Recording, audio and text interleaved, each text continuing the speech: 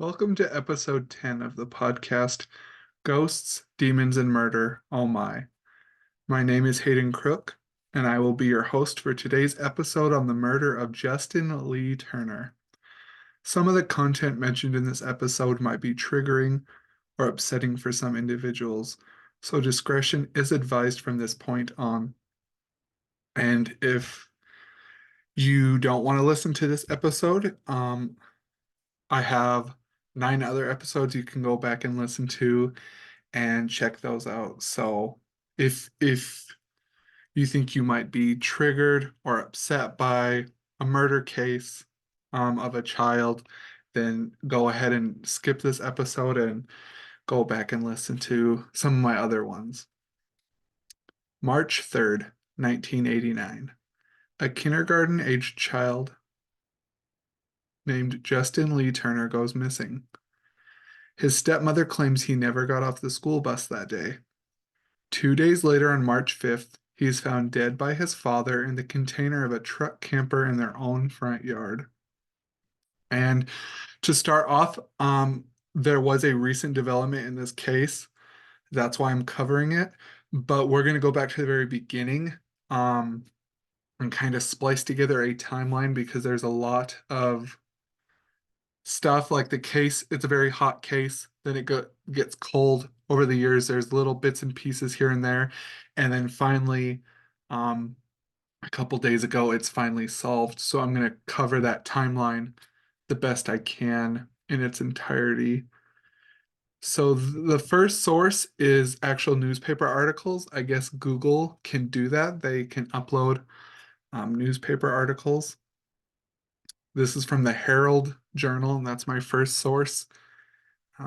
This is March 7th of 1989. Let's see. It says, the title is Coroner Says Child Was Sexually Assaulted. Somerville, about 200 people gathered yesterday for the funeral of a 5-year-old Monk's Corner boy who was found dead in a camper this weekend. Berkeley County Coroner William C. Smith said an autopsy showed evidence that Justin Lee Turner was sexually assaulted and strangled. Justin's pants were pulled down about a third of the way when he was found Sunday in a storage box under a dining seat in an unlocked pickup truck camper outside his house. Berkeley County Sheriff M.C. Cannon Jr. told the Charleston News and Courier. Let's see if I can scroll down. Okay. Friends and family, oh, he told the Charleston News and Courier. Friends and family gathered at the Parks funeral home late on a gray afternoon to pay their respects. Along with death comes questions, said the Reverend Ronald G. Dillon, who delivered the eulogy. Dillon is a pastor of Highland Park Baptist Church. In all honesty, we want to say, God, why did you let this happen? We don't have answers, but we believe God would want us to be honest, Dillon said. We know one day we'll see Justin again if we put our trust in Jesus Christ, added the Reverend Danny Wallace of the New Life Christian Center. Authorities have ruled the death a homicide. No arrests have been made, Smith said. No tests were being made yesterday to determine the time of the boy's death, Smith said. He said it is difficult to say where the boy died until the tests are finished. Cannon said he first had been told that the boy may have been dead 18 to 24 hours before he was found about 8:30 a.m. Sunday, but was later told he could have died as late as 2 a.m. Sunday. The sheriff's department is waiting on more complete results, including the time of death. Before commenting further on the autopsy report, Lieutenant Randy Harrod said Monday, the boy's body was discovered just minutes after more than 100 people started a ground search for him. The boy had been missing since Friday morning. Authorities said the camper had been empty when searchers looked there Friday and Saturday. The boy's mother, Pamela Turner, said Justin left home shortly after 11 a.m. Friday to go to a neighbor's house a couple of hundred yards away to wait with another boy for a bus to school. But the youngster never arrived at the neighbor's house or at school, authorities said. So that's the first article. That's just the introduction into the case. Article 2 is May 5th, 1989, in Monk's Corner. Says 2 months ago, the body of a strangled 5-year-old boy was found packaged in a trailer storage box, but authorities say they are no longer, or they are no closer to finding the boy's killer now than they were then. Justin Lee Turner's grandmother prays for the arrest of the person who strangled the child and put the body in a pickup truck camper in Berkeley County. There just has to be an arrest. Shirley A. Burnett of Somerville said Thursday night. Somewhere there has to be some answers. I don't know where they're going to get them from. I just hope they do.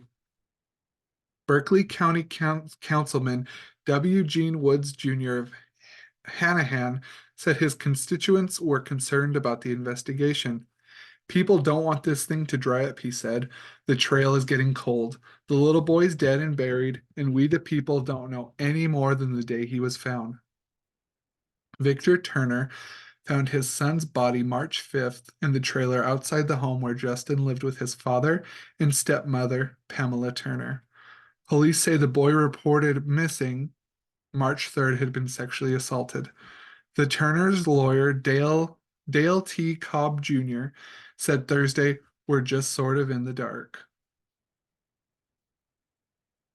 Then we jump to August 27th of 1989.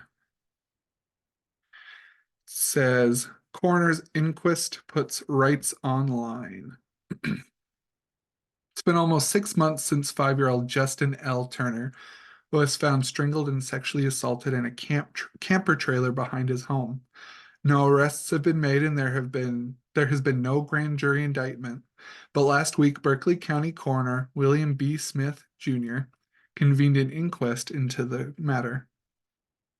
Under state law, coroners may conduct inquiries into the cause and circumstances surrounding a death. They have wide-ranging powers in such matters and, in a sense, act as both judge and investigating officer.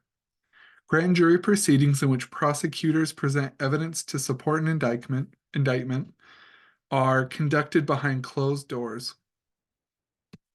But inquests under the law must be held in open court, and that can sometimes put the rights of individuals at odds with the right of the public to know the circumstances surrounding a death.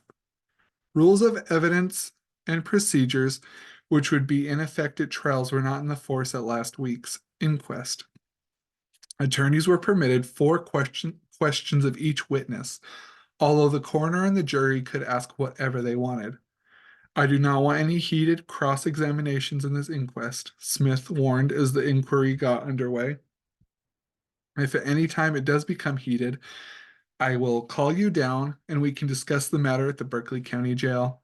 The inquest ended abruptly Tuesday when Smith was taken to a local hospital suffering chest pains. Another inquiry could be called this fall.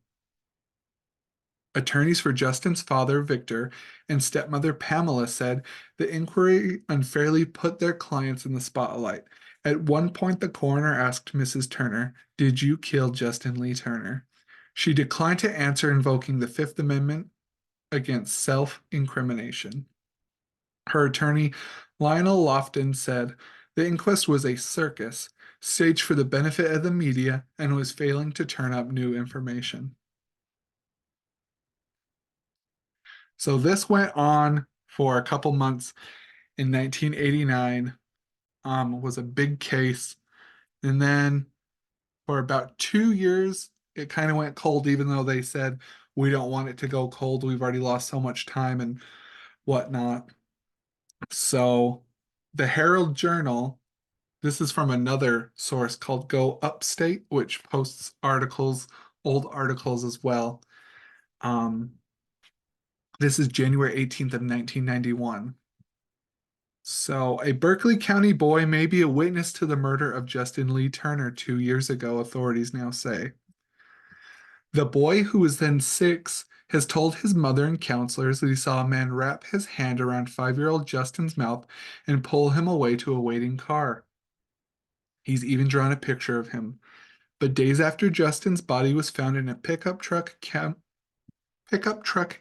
outside his house near Monk's Corner, On March 5th, 1988, psychiatrists said the boy must have been imagining it. At the time, police dismissed his story without ever talking to him.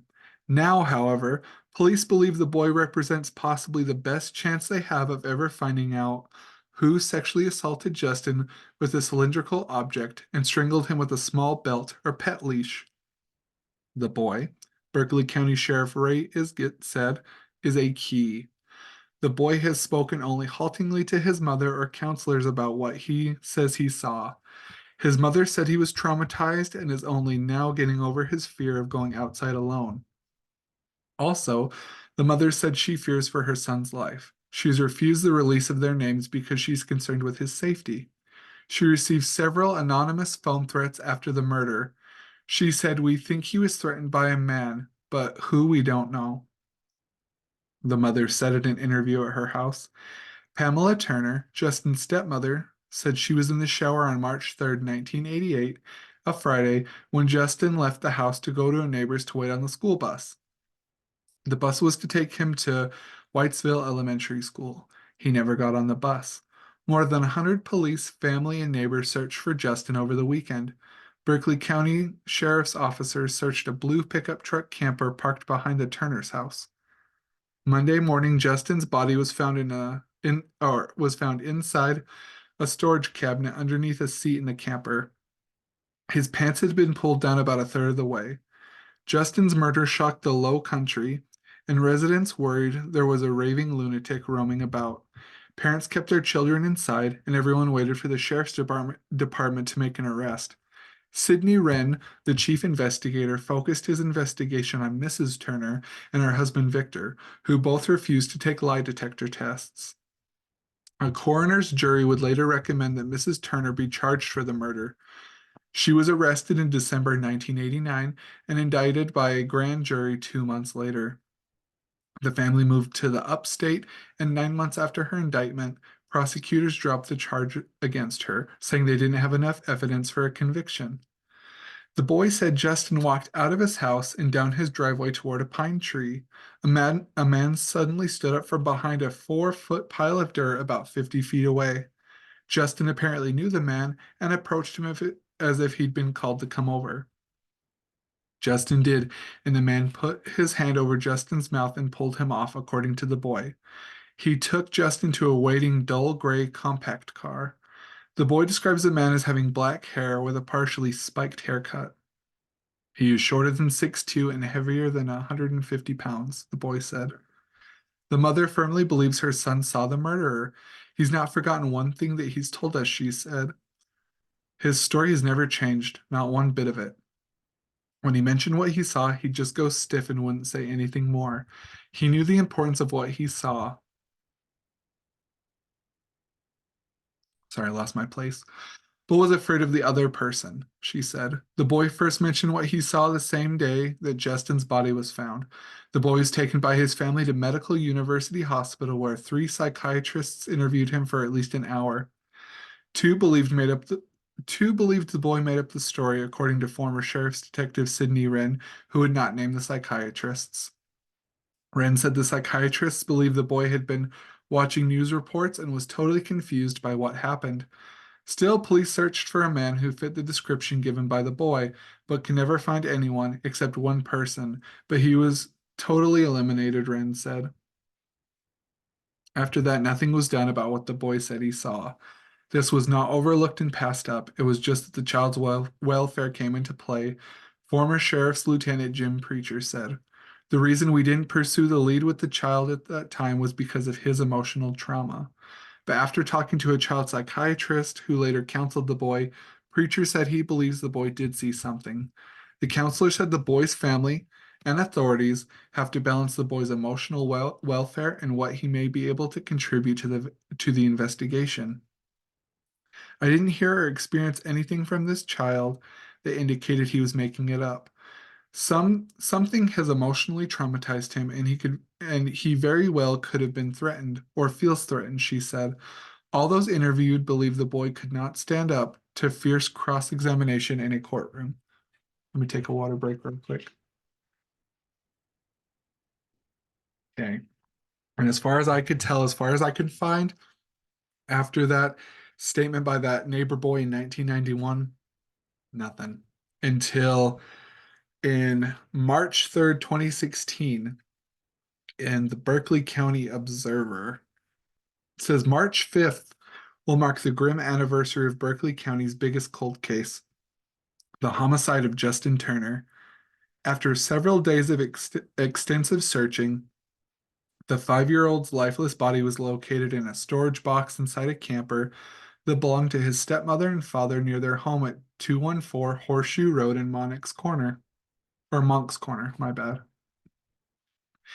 An autopsy showed that the little boy had been strangled with a strap and sexually assaulted with a cylindrical object. 27 years later, no one has yet to be convicted for Turner's murder. His mother, Elaine Pace, passed away nearly a decade ago without getting the chance to see her son's killer brought to justice.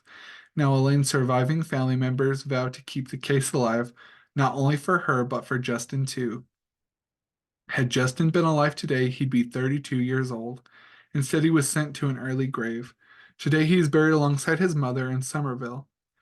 On February 19th, 2016, several of Justin's cousins and half-brother traveled from the upstate to Berkeley County to speak with Sheriff Dwayne Lewis. I was very pleased with the meeting. It's the first opportunity we've had in many years to meet with the sheriff.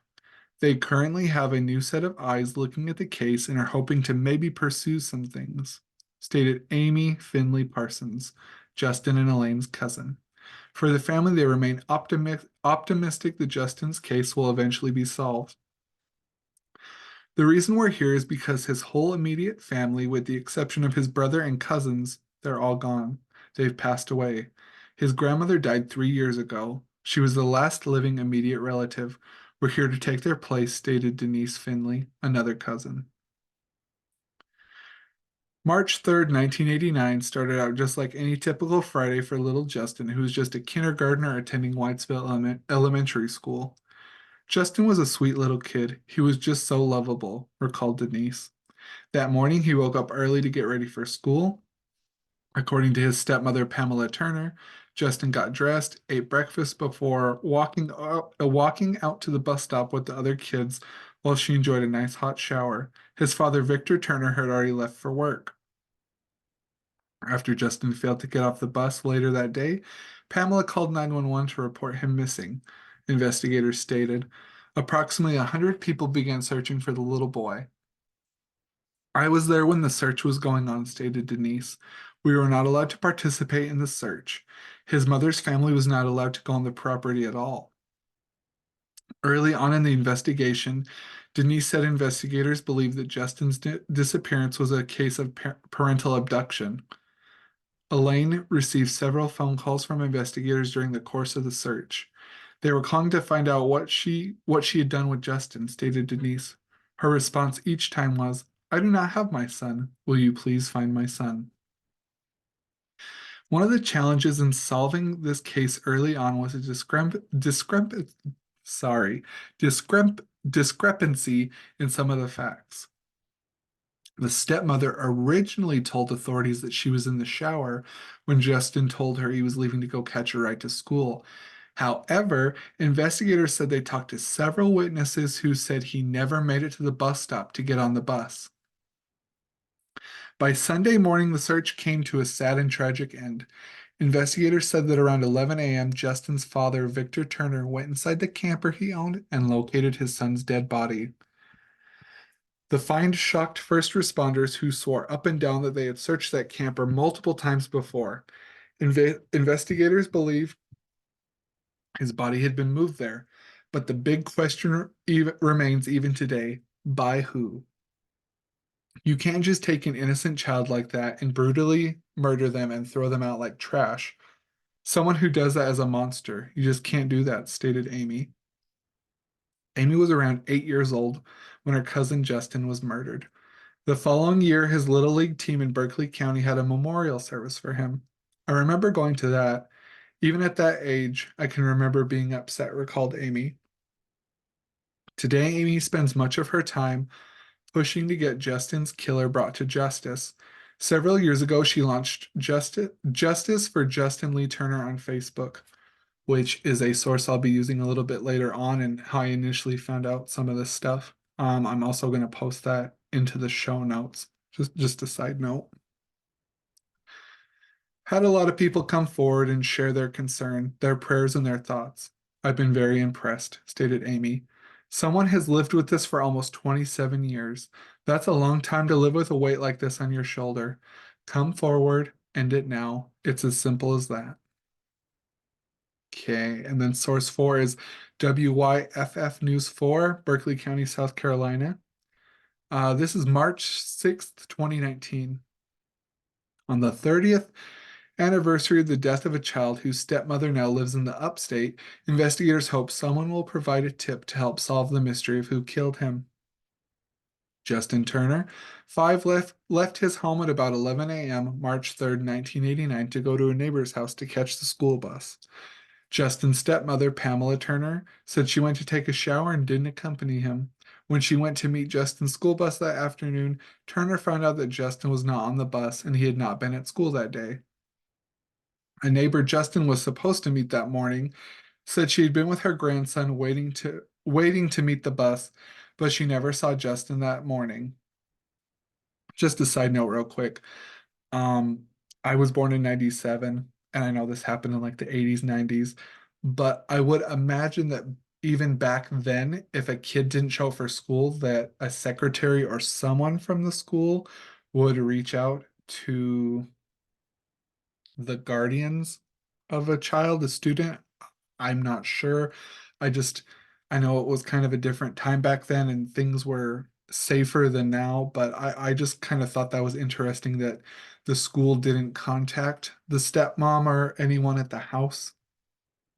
And also, another interesting thing is it kind of sounds like the stepmom, Pamela, walked with him to the bus stop each day or kind of watched him. So I just kind of think it's interesting that in this particular case, on this day he went missing, that she was kind of too busy, wasn't really focused on what was going on. Just a side note. Let's see. Several law enforcement agencies conducted an unsuccessful 2-day search of the area around the Turner home. Justin's father, Victor Buddy Turner, found the child's body March 5th in a cabinet inside a camper in the front yard of the home. He'd been at work at the time of Justin's disappearance, investigators said.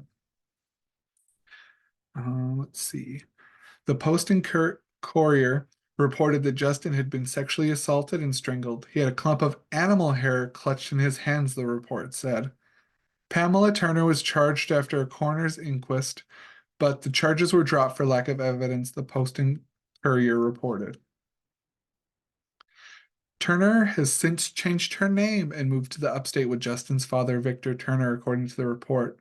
There is someone out there who knows what happened to Justin, and we are asking that person to please come forward, a news release from the Berkeley County Sheriff's Office said.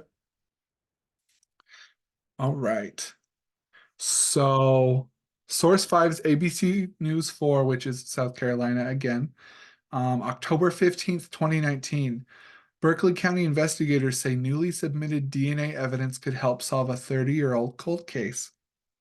I'm pretty hopeful, said Lieutenant Dean Kokinda, who's leading the investigation into the death of 5-year-old Justin Turner.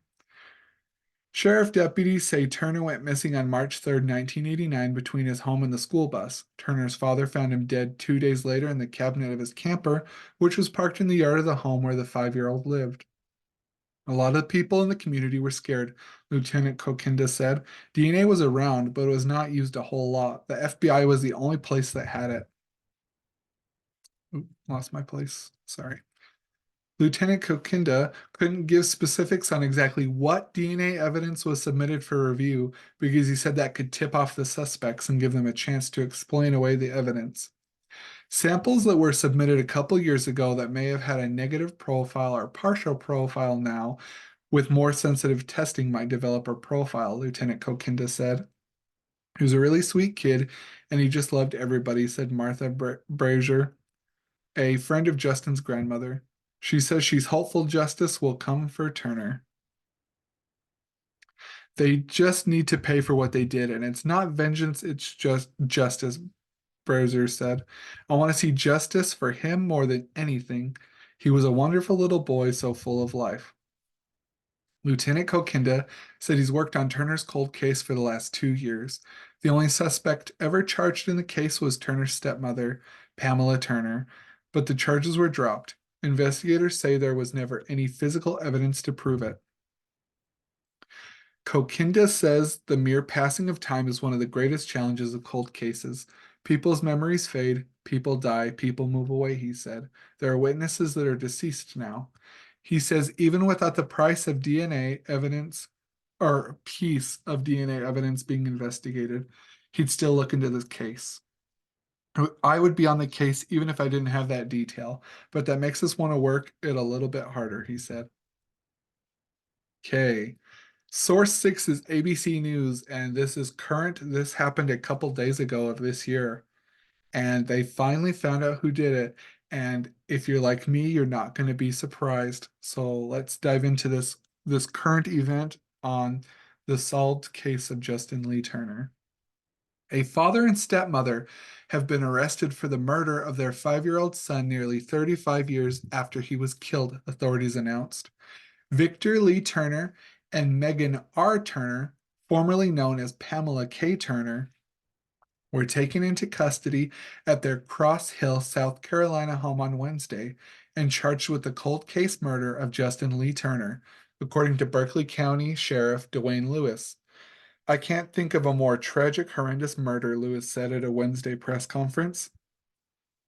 Megan Turner, then known as Pamela Turner, reported Justin missing on March 3rd, 1989, telling Berkeley County authorities that the 5-year-old never got off the school bus that afternoon, according to the probable cause affidavit. But Lewis said authorities believe Justin was killed before he had the chance to go to school that morning. 2 days later, Victor Turner found his son's strangled body hidden in the Turner's pickup truck camper on their property, according to the probable cause affidavit. Because Justin's body, clothing, and shoes didn't have any outside debris, authorities believed he was carried from his house to the camper. The probable cause affidavit said, and a specific location of the 5-year-old's body suggests it was hidden by someone familiar with the camper and its layout, and the Turners were the only ones with access and keys, according to the probable cause affidavit. Before Justin's body was found, Victor Turner was overheard asking a law enforcement official at the scene, nervously while wringing his hands, what if someone had done harm to the victim, such as killed him, and that if that person was in the family, what would happen to them, the document said. Investigators determined Justin died around the time he was last seen alive, and his father and stepmother were the last ones with him, according to the probable cause affidavit. Justin's stepmom later admitted to witnesses that she saw an altercation with the 5-year-old boy before, or that she had an altercation with the 5-year-old boy before the time she said she last saw him alive, and she allegedly gave misinformation to investigators about her whereabouts that day, according to the probable cause affidavit. At one point, Pamela Turner was arrested in connection with Justin's death, but the case was dismissed without prejudice, the sheriff said. She then changed her name to Megan, and she and Victor Turner moved out of Berkeley County and never contacted the sheriff's office about the case again, according to Lewis. In 2021, Justin's cold case file was reviewed to see if the evidence could be reevaluated using new technology, the sheriff said. Several pieces of evidence led to this week's arrest, the sheriff said, including that investigators were able to narrow down time of death based on contents in Justin's stomach, and investigators used new forensic testing to tie in the murder weapon that we believe was used to strangle Justin to clothing and fabrics on his clothing at the time of his death. Water break real quick. Forensic analysis found that a ligature recovered from the Turner's home was likely the weapon used to strangle Justin, and when the Turners learned that evidence, including the ligature, was taken from the home, they allegedly expressed concern and devised a plan to withhold or conceal potential evidence. The probable cause affidavit said the Turners allegedly uttered spontaneous incriminating statements to indicate responsibility in the death of the victim and intent to conceal physical evidence, the document said.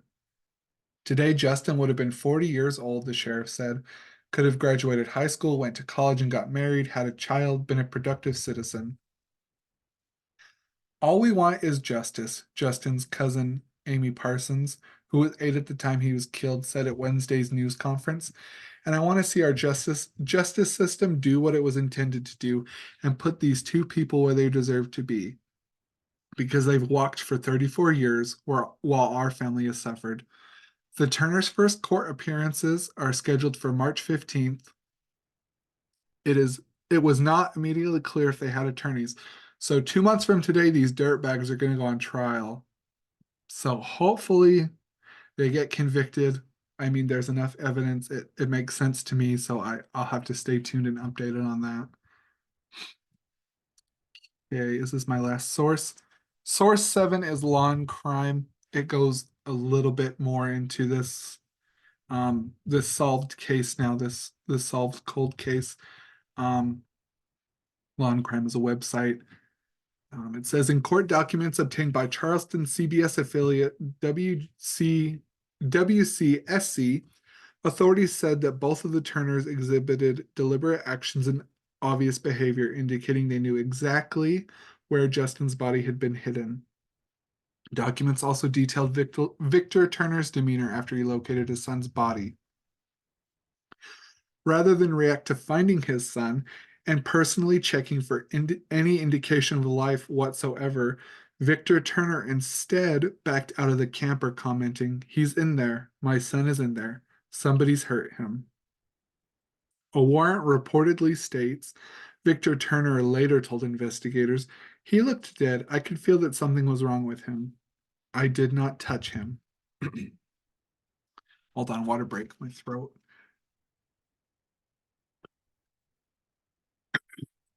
About 9 months after the body was discovered, Justin's stepmother was indicted by a grand jury and charged with his murder. However, prosecutors later dropped those charges due to insufficient evidence.